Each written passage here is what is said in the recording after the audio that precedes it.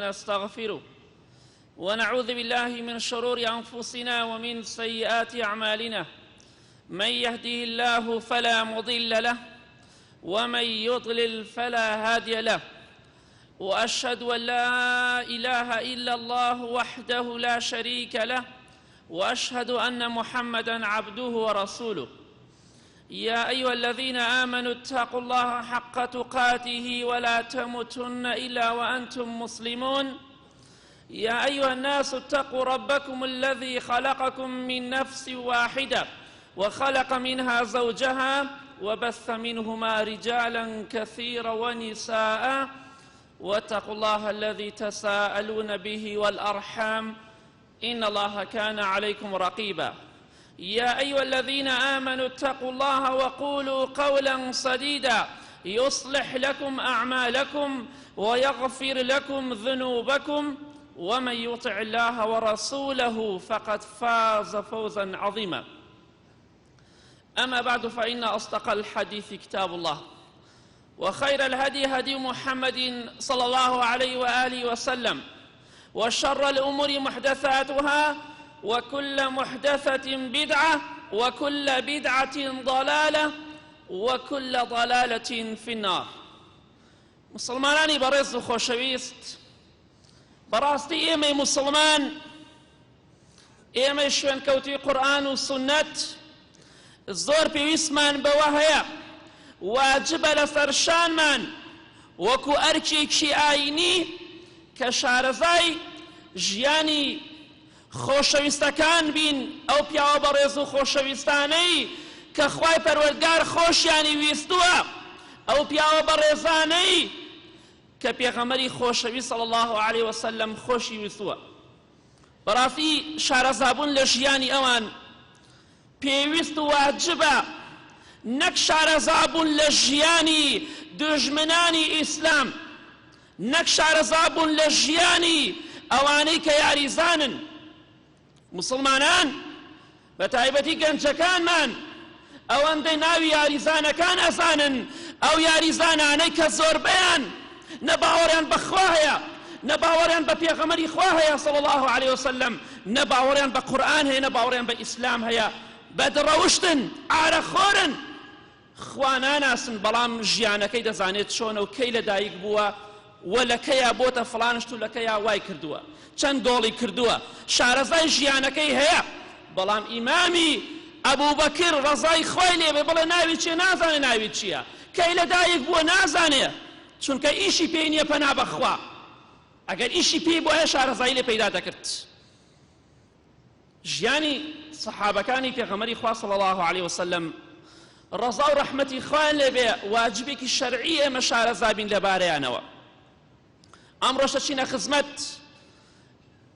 ژیانی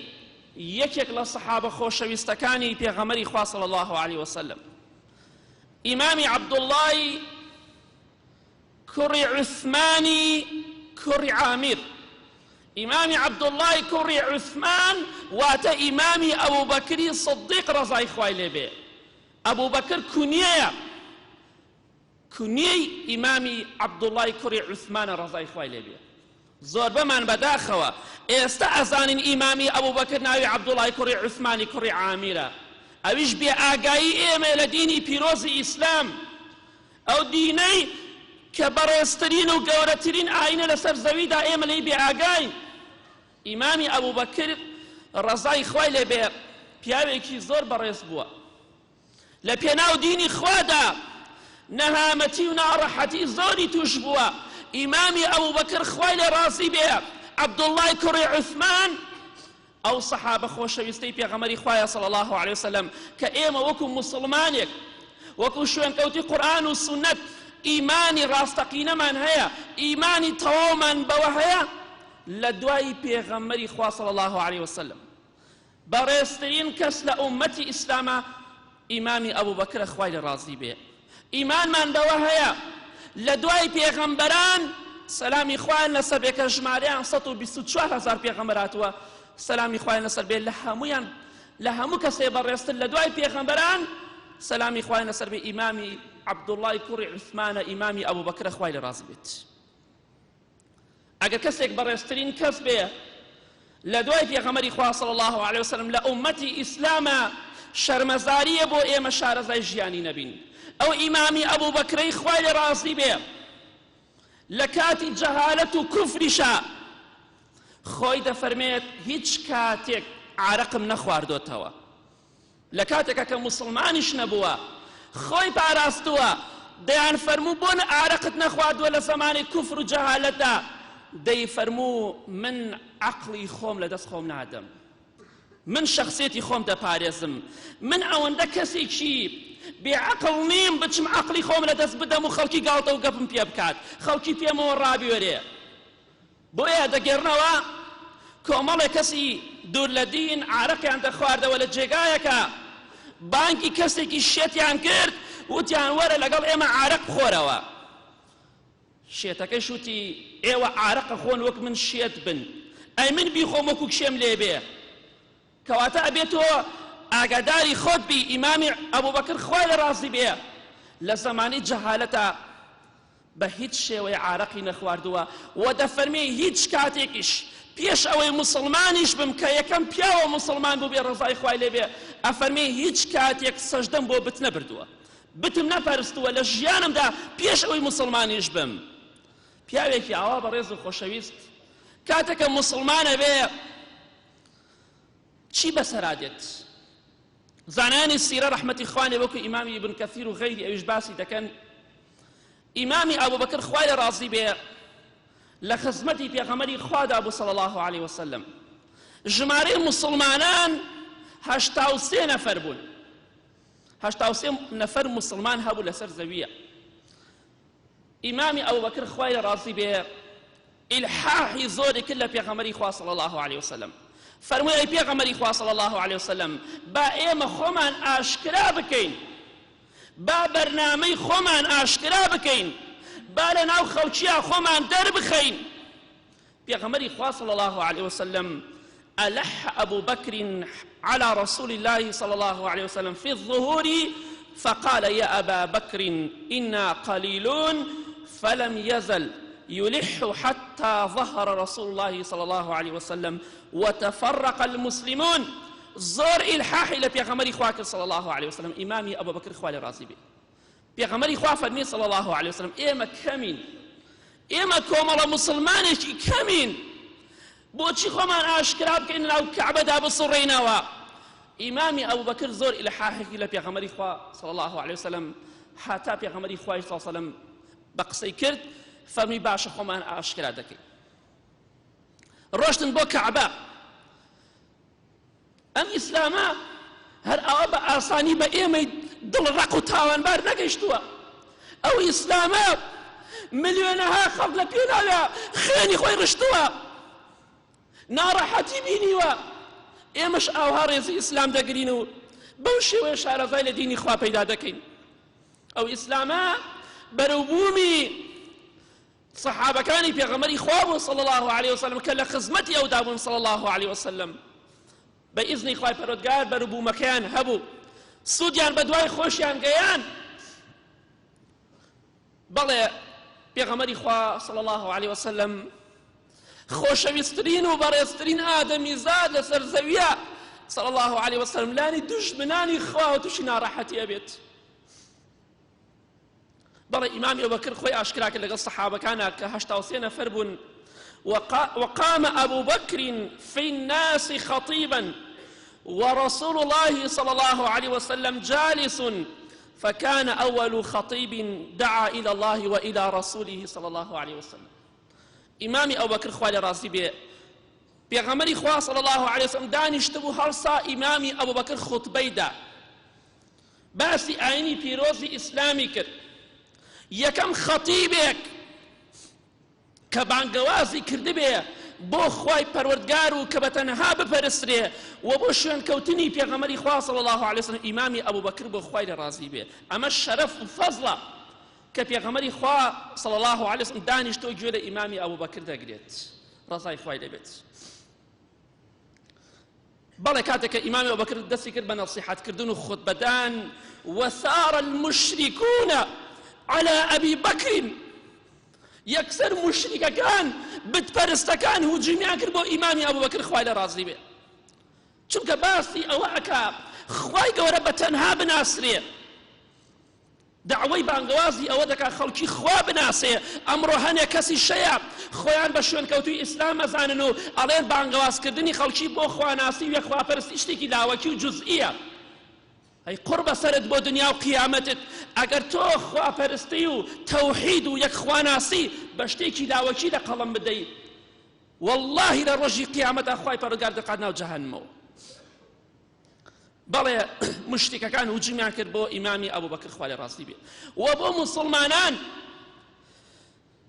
ووطئ أبو بكر وضرب ضربا شديدا، إمامي أبو بكر دا بزويا وزار يشو آذار دا زار بتوندي لإمامي أبو بكر دا ولا هم مسلمان دا بتفرستكان دجمناني خوا توش أمر تاريخ كان لبركي برنامج جيان لبركي أو أنا دجمني خوان دجمني عين بيروزكي إسلاما. بل ودنا منه الفاسق عتبة بن ربيعة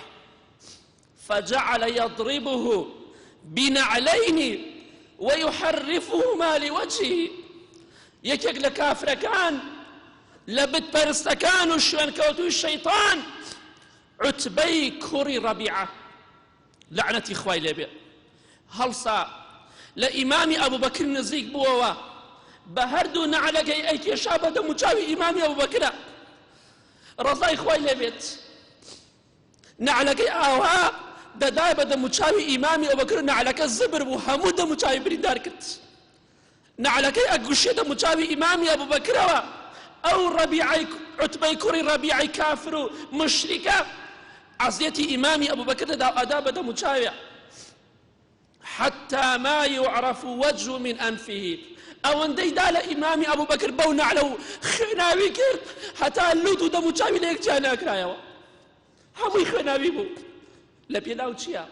لە پێناو ئەوەدا خەڵکی بتنە پەرستێ. تۆش کاتێ بانگواز دەکەی بۆ ئەوەی خەڵکی قەبر نەپەرستێ و دەستی ئەم و ئەو ماچنەکە سەژدە بۆ ئەم مجریمەکە ئەو مجریمەکە نەبا شانازی بەوە بکە لە پێناو دینی خوادا تووشی ناڕەحەتی و نەهامەتی ببی. ئەوە پێشەواکانی تۆ هەموویان ناڕەحەتیان توش بووە. ئەمجا ئیمامی ئەبوبەکر خوای لێ ڕازی بێ لوت و دەموچاوی لە یەک جیا نەکرایەوە ئەوەندەی لێدرا بوو هەموو گیانی خەڵتانی خوێن بوو سەحابەکانیش بە هەمان شێوە. چەند جا پێغەمبەری خوا صلی الله علیه وسلم بریندار ئەکرا لە تائیف بەربارانیان کرد لە پێناو چییە؟ لە پێناو ئەوەدا دەفەرمێ بتمە پەرستن خوا بناسن و شەریکی بۆ بڕیان مەدەن. بنو تەمیم کە عەشیرەتی ئیمامی ئەبوبەکر بوو خوا لێ ڕازی بێ هاتن ئیمامی ئەبوبەکریان لە دەست موشریکەکان ڕزگار کرد. ئیمامی ئەبوبەکریان کردە ناو جلێکەوە و هەڵیان گرت و بردیانەوە بۆ ماڵ وەکو جەنازەیەکی لێ هاتبوو. ولا يشكون في موته عشيرتەکەی کە ناوی بەنو تەمیم بوو هەموویان گومانیان لەوەدا نەبوو وتیان ئەبوبەکر خوای لێ ڕازی بێت دەمرێت چونکە وای لێکرا بوو شکیان لە مردنی ئیمامی ئەبوبەکرا نەبوو. ئیسلام بەگاڵتە بەدەست ئێمە نەگەیشتووە ئێمەی تاوانباریش شارەزامان لە دینی خوا نییە بەڵام کەسێ ناتوانێت 250 فێڵمان لێ بکە هەڵمان بخەڵەتێنێ بەڵام بە ناوی دینەوە هەزارها خورافات و درۆ دەرەسەمان پێ ئەڵێن و پێشی نازانین. ئەو بەڵگەنیە لەسەر ئێمە عاقڵین ئێمە عاقڵ بووینایە شارەزای دینەکەی خوا دەبووین. بەڵێ ئیمامی ئەبوبەکر خوا لێ ڕازی بێ بەو جۆرە تەعزیبی درا و عەشیرەتەکەی گومانیان لە مردنی ئیمامی ئەبوبەکرا نەبوو. بۆیە وتیان والله لئن مات أبو بكر لنقتلن عتبة. عشيرتكي إمام أبو بكر فرميان والله أجر إمامي أبو بكر بمري إخواني رازي بي أو عتبة كوري ربيعة دكوجين أبي بيكوجين أكتشونك أو هاي إمامي أبو بكر عشيرتي إيما كردوا بيغمري خواه صلى الله عليه وسلم نار حتبو بردباراني أن ذكر شمشير ورميان برامبري دا وسطان توش کاتێ بانگەوازەکەی ئەو هەڵدەگری لات ئاسایی بێ هەزارە بوختیانت بۆ بکرێ چونکە ئەوە صفەتی پێغەمبەرەکان بۆ سەلامی خوایە لەسەر بێ ناڕەحەتیان زۆر توش بوو لە پێناودینی خوادا. ئیمامی ئەوبەکریش خوا لە ڕازی بێ شوێن کەوتوی پێغەمبەرانە سەلامی خوایە لەسەر بێ ئەبێ ناڕەحەتی و ناخۆشی توش بێ. بۆیە وتیان وەڵڵاهی ئەگەر ئەبوبەکر شتێکی لێبێ ئەوە عوتبەی کوڕی ڕەبیعە دەکوژی. یا ربی خوای ئیصلاحی حاڵمان بکەی. یا ربی خوای لە گوناهەکانمان خۆش بی. یا ربی خوای لە گوناهی مردووەکانمان خۆش بی. خوای شیفای نەخۆشەکانمان بدەی. ربنا آتنا في الدنيا حسنة وفي الآخرة حسنة وقنا عذاب النار.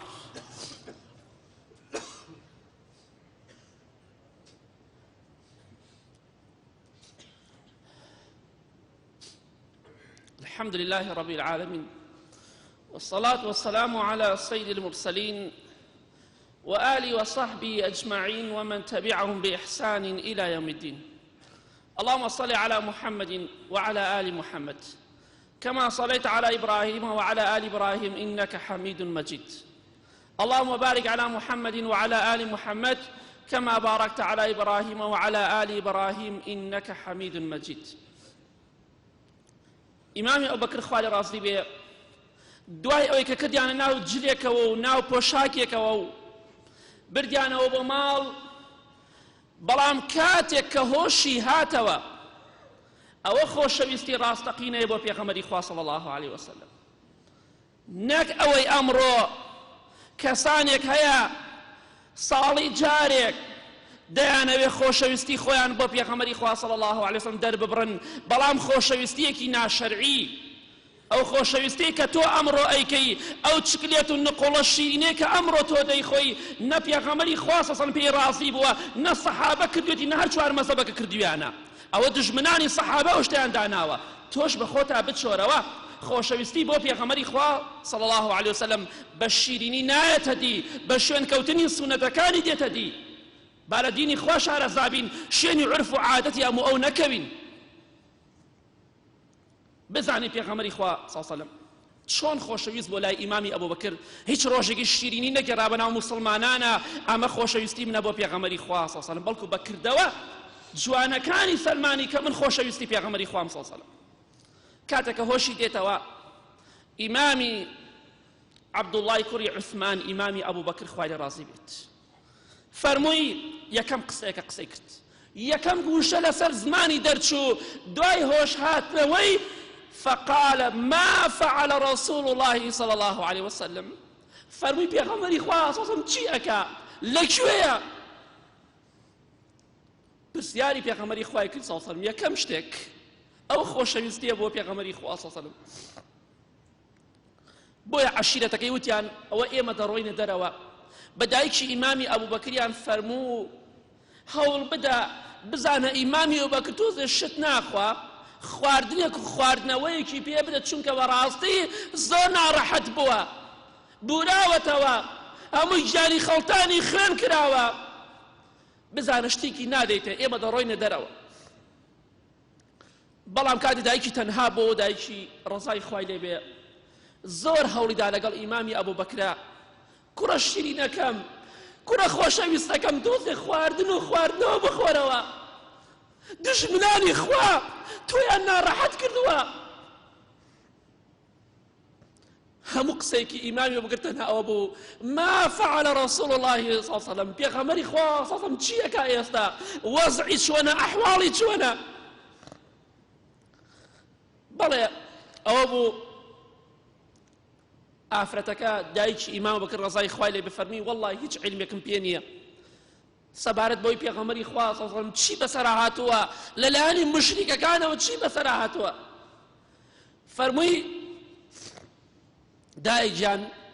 اذهبي إلى أم جميل بنت الخطاب، بڕۆ بۆ لای ئوم جەمیل ئافرەتێک بوو خوشکی ئیمامی عومەر بە ڕەزای خوای لێ بێ، موسڵمان بوو، بڕۆ بۆ لای ئەو بزانە هەواڵێکی پێغەمبەری خوا بۆ نایەنی صلی الله علیه وسلم. بەڵێ ئەم ئافرەتە ڕۆیشت بۆ لای ئوم جەمیل کە خوشکی ئیمامی عومەر ڕەزای خوای لێ بێ، فەرمووی پێغەمبەری خوا صلی الله علیه وسلم وەزعی چۆنە؟ وتی نایناسم، چونکە ترسالەوەی دایکی ئیماندار نەبێ، خۆی ئاشکرا بکردایە پێش هەموو کەسە ئیمامی عومەری کوڕی خەتاب ئەچووە گیانی خوشکەکەی چونکە موسڵمان بوو کاتە ئیمامی عومەر ڕەزای خوا لێ بێشتا موسڵمان نەبوو وتی نایناسم نە محەممەدە ناسم ساڵسان نە ئەبوبەکری سیدیقشە ناسم چونکە هەردوویان موسڵمان بوون بەڵێ کاتێکە وتی حەز ئەەکەی دێم بۆ لای کوڕەکەت بەس من ناناسم کاتێکە هات بۆ لای ئیمامی ئەبوبەکر خوای لە ڕاستی بێ کاتێکە جلەی بینی جەمیل ڕەزای خوای لێ بێ فەرمووی پێغەمبەری خوا صلی الله علیه وسلم چۆنە وەزع و ئەحواڵی چۆنە وتی ناتوانم قسەکەم دایکت لێرەیە وتی لە دایکم مەترسە یەکسەر وتی پێغەمبەری خوا صلی الله علیه وسلم عیبی تیان نییە ئیمامی ئەبوبەکر خوای لە ڕازی بێ کاتێکە ئەو ئافرەتە مزگێنیە خۆشی پێدا وە فەرمووی ئەو ئافرەتە جەمیل ڕەزای خوای لێ بێ والله إن قوما نالوا هذا منك لأهل فسق وكفر وإني لأرجو الله أن ينتقم الله لك منهم فرمي والله أو قومي جميل فرمي كخشكي إمام عمر أخوالي الرازي بي فرمي أو قومي أو كومەڵەی کە ئاوهان بەسەر توایەناوە بەم شێوەیە تۆیان بریندار کردووە قەومێکی کوفر و فاسقن بێباوەڕن ئومێدمەیە خوای پەروەردگار تۆڵەیان لێ بکاتەوە چونکە تۆیان ئاو بەسەرا هێناوە بۆیە ئیمامی ئەبوبەکر ڕەزای خوا لێ فەرمووی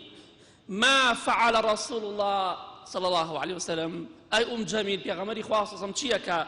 فقالت سالم صالح فەرمووی جەمیل مزگێنی بێلێت پێغەمبەری خوا صلی الله عليه وسلم عیبی تیان نییە ساغە نەمردووە دوژمنەکان نەیان کوشتووە و عیبی تیان نییە بۆیە ئیمامی ئەبوبەکر خوای لە ڕازی بێ فەرمووی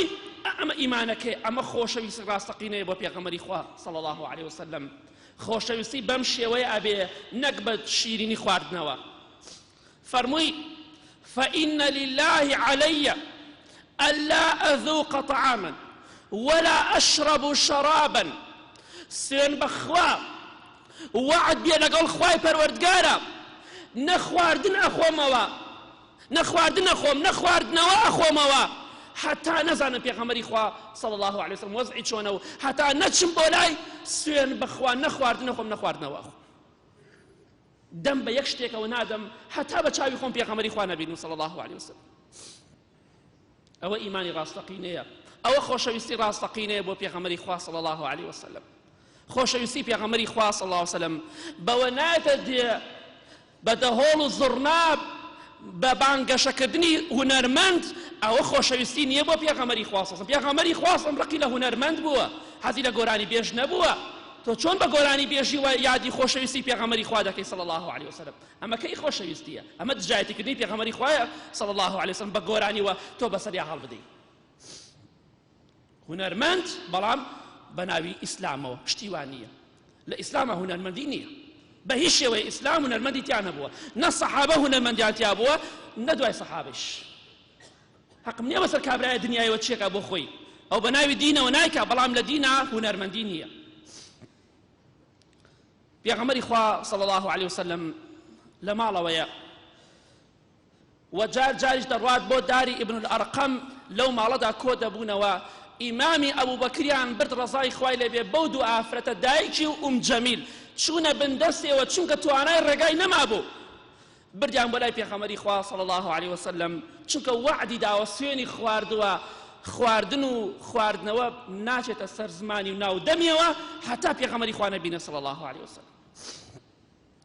کاتێکە ڕۆشتە ژوورەوە بردیان بۆ لای پێغەمبەری خوا صلی الله عليه وسلم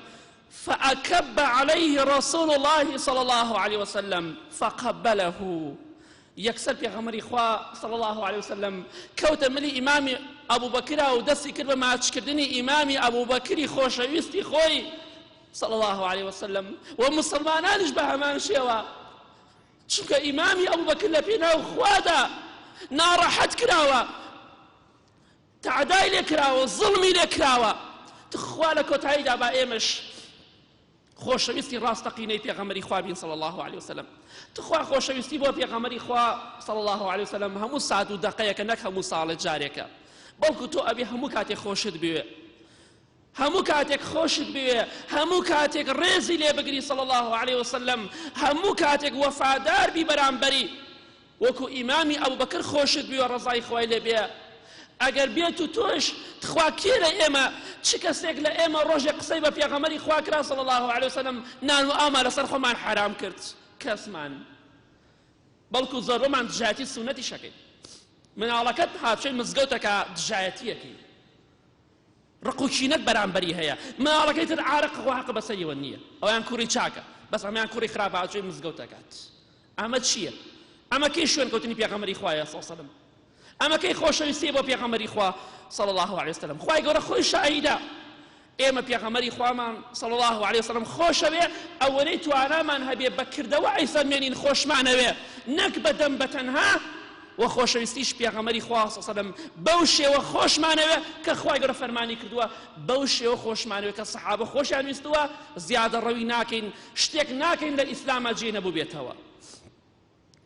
اللهم اغفر للمؤمنين والمؤمنات والمسلمين والمسلمات